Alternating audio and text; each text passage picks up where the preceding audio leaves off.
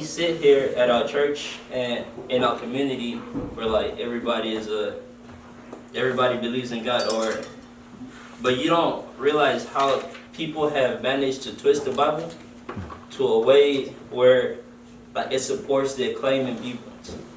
Like one day I was sitting down and somebody came to me with the Bible. I was doing my homework, but I was like, he has a Bible. He's like, can I share a word with you? If you turn to this Bible chapter here, you see that the Bible says that God is a woman. I'm like, God is a woman. And I knew that this man was like tripping, because when I went and told my Muslim friend that this guy came and he said God is a woman, we were both on the same page. If you can go away from home, it's important that you study the Bible. You study the history of the Bible, how the Bible was formed, who wrote the Bible, because there's a lot of people that when you go to college that will come up to you, like strong atheists. Like they know their studies and they're ready to debate. Like multiple times people will be talking about Christ and then out of nowhere you hear an atheist shouting like, God is not real. You're using the Bible to argue about God. And then I see people like debate back. I'm like, oh, these guys know a lot about the Bible. Because if it was to me, I'll probably start fighting. But, so, this story about the talent, our home is not earth. Obviously, our home is up in heaven. And every one of us has a talent that God has put inside of him that we could all use to serve him, to bring people into his kingdom. Maybe your talent is singing, your talent is preaching, but through your talent, like people will come closer to God. The man who, in the Bible, the master, which is God, trusted with 5 talents. God obviously had more faith in him, and then he was like, this man is somebody that I know with this amount that I have given him, he'll bring more people to me. And then the one with the 2 talents, God was like, based on this man's work ethic, I know he'll be able to bring 2 people to me. 2 or more people to me. And this man with the 1, I know his faith is small, but I'm going to try with him and give him at least 1 so to see if he can go out and give me another person. But you can see like the measurement of these people's faith. The one with the 5, because God knew how, I guess, faithful he was. He went out and he got 10 more followers for Christ. You got the one with the 2 who also went out. He got 2 more followers. But the one with the little faith is like, I'm not going to use my talent. I'm just going to keep it here. When he comes back, I'm going to give it to him exactly how he wanted it. So he wasted his gift or talent. And then, obviously, the master, upon his return, he was not pleased with what the man had done with the talent. He wasted a gift. And therefore, one person wasn't saved because this person was scared to use that gift that God gave him. As a result, they threw him away. So in the Bible, before Christ left, he also, similar to the master, he said, I'm leaving, but I'll return. And when I come back, like I have gifts in my hands based on the work that you have done on this planet. So like the gifts also for similar to the people in the story, when Christ or the master came back, he had the gift. The man with the 5 talent, he received more on top of what he had brought back to the master. Man with the 2, he got more on top of what he had brought to the master. And the one with the 1, he was thrown in hell. That's right, the place of gnashing teeth. And then the second story that really relates to me is on Luke chapter 15.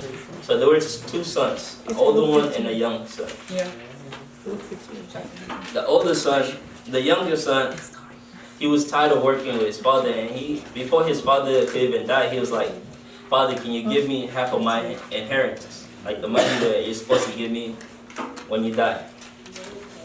The father went back and forth with him, but over time, he gave him the money, and he said, here's the money, thank you. And then the son took the money, he was happy, and then like anybody who will go away from home, like you've been home for a long time, so you about to go explore. He spent his money foolish. He found himself homeless, broke, no friends. Like all his friends, fake friends, they all left. The money was gone, so their services were also gone. And then So one day he went looking for a job and he found himself feeding the pigs. But he was so hungry to the point where he started eating with the pigs. While eating, he came to a realization that when I was home, that my father's servants are treated way better than this, and I should go back home. But this time I'm not going back home as a son, but I'm going back home as a servant. So he was making his way home, thinking about what he was going to tell his father, and then upon seeing him from far away, his father came running to him.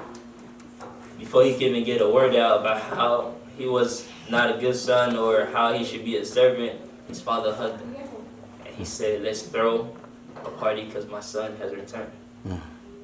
You see, sometimes when we go away from home, like our sins could overwhelm us to the point where we're like, God wouldn't take me back.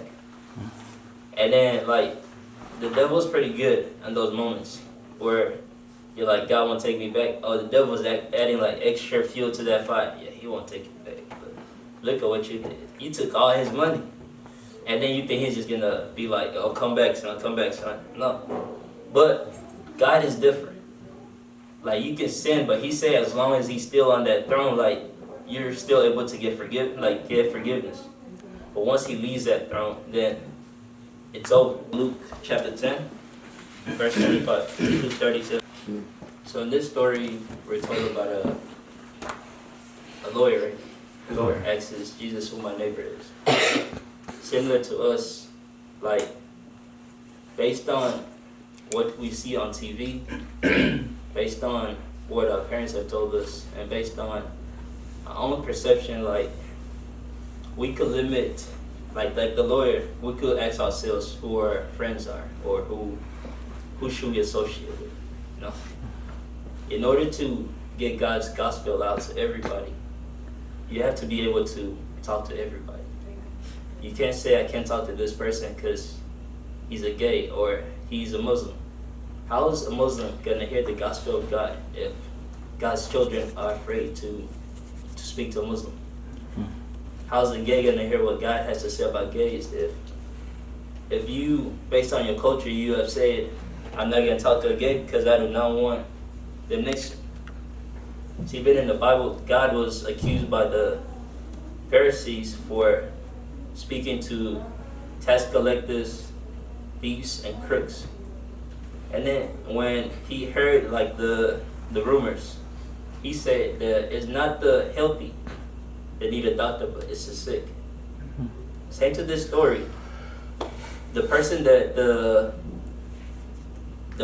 was wounded, who got robbed, he had his own perception of who his neighbors were. And all the people that he had believed were his neighbors are the ones passing him by. And the person that he himself believed was just going to pass by was the one that came towards him and helped him. And similar to college, like when you get in college, there's a lot of cultures. And somehow, despite like the differences, you find like your neighbors are people who are different from you. And you guys can learn something about each other's culture and why people believe in certain things. So like the journey away from home is also an opportunity to learn something. Don't go on your journey closed-minded, go with an open mind, but at the same time, be cautious that every influence you do not just take, and be strong in your faith that when it's challenged that you be ready to defend it. Because like the way you defend your faith and the way that you carry yourself, that's how people will be also able to like believe in your God. But based on your morals, people will know like who you're with. Like if somebody has to ask you, are you a Christian? That means obviously there's something that you have shown in your walk that doesn't like mortify or show how Christians should carry themselves. Like Peter didn't have to explain to himself that I'm a Christian, but based on what he did and how he spoke, people automatically just went up to him and said, are you a Christian? You look like somebody that walked with Christ. So this journey is an opportunity for you to spread the gospel and at the same time, let's show how a Christian really should. Well, thank you. Well.